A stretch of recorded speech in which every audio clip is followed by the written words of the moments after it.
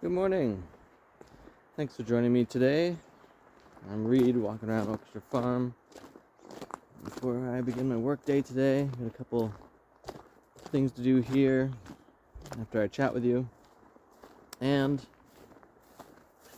it's a nice February morning. I think we're on the 16th today, so happy belated Valentine's Day for everyone who's celebrating that in some fashion. And I hope you're bringing love to every day of your life and to those in your world. One of the better things we can do for ourselves and everyone else. And thanks for watching these, and thanks for subscribing to the channel here. Super appreciate that. Love all the comments that are coming in. To everyone who thinks this is some wizard activity going on, that's pretty cool. Appreciate that. Take that as a high compliment. And this morning I was thinking about approaching the canvas. So as some of you know, I like to paint. I'm doing a Friday art day kind of a thing where I'm sharing different paintings I've made on Fridays in the different social webs. And one of the approaches that I have, I like to think of as destroy the canvas. And what I mean is, like, when I approach a canvas, and that might be even like a piece of plywood or whatever, it's, kind of pristine as it begins. It's this clear space, and to destroy it is just like go and mess it up. Kind of, a lot of people might start with a gesso, or to do like a single color across it, and that's great. That's a good way to do things. And you might even set it up that way to begin, but then rather than trying to paint a given image or thing, to just have some fun making a mess of it, using some odd color combinations, using some different brush strokes, on a rare occasion I might go so far as to put fire to it a bit and then stamp it out, create some oddities. Or while I'm working, sometimes I get sawdust or metal filing bits. I might take some of that stuff and mix that into paint and splatter that onto it.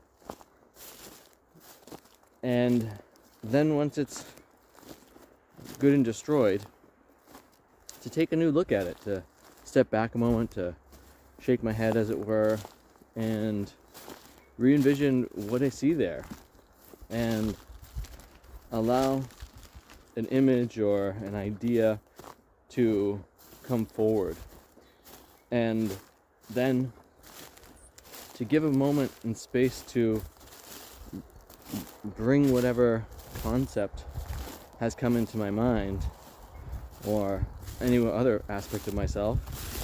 Maybe I'm feeling it in my heart, maybe I'm moved in my soul, whatever the ways are, to then let that move the creative path and bring out whatever features and functions are there.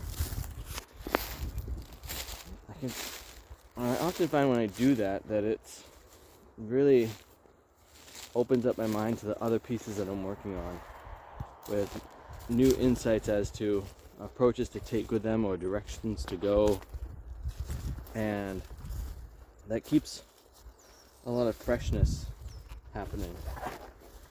You can also do this in the written world, where obviously when we're writing we're using a lot of words, but it can be refreshing to make up words, and they don't even have to be sensical. Like, it can be a sense of gibberish or sound things. If you're thinking about sounds, it's like old school comic books where they're like pow, kerploo, bam, and any number of other sound things, or just almost as if one is speaking in tongues. Now this is interesting here. Let's just check it. So this is a kiwi, and the snow really brought it down.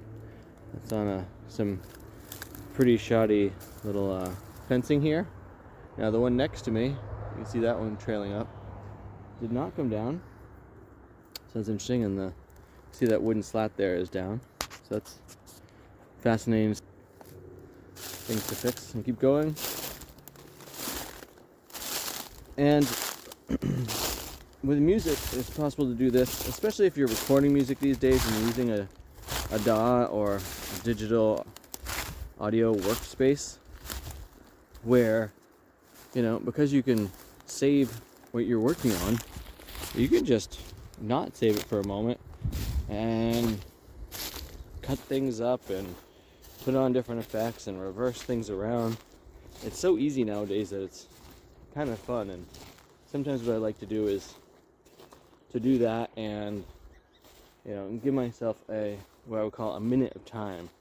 And by a minute in this case, what I mean is a literal length of a minute in the program, so that I'm not going on for like 5 minutes of the music. It's just a short little interlude, and just to see what kind of random fun thing happens.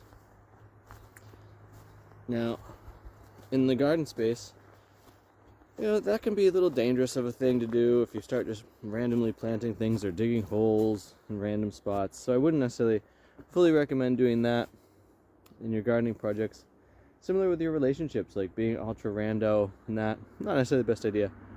But in the notion that arts are a way to give our spirit and our being a sense of freedom, that this notion of like destroying the canvas is a way to really just freshen the space and allow us to have new perspectives on what's taking place.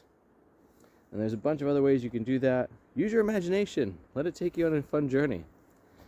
With that, I say thanks for watching today. Thanks for subscribing to my channel again. Super appreciate everyone who's been doing that lately. Loving all the comments that are coming in. If there's anything you want me to talk about or you have any questions, I'd love to hear those. And have too much fun.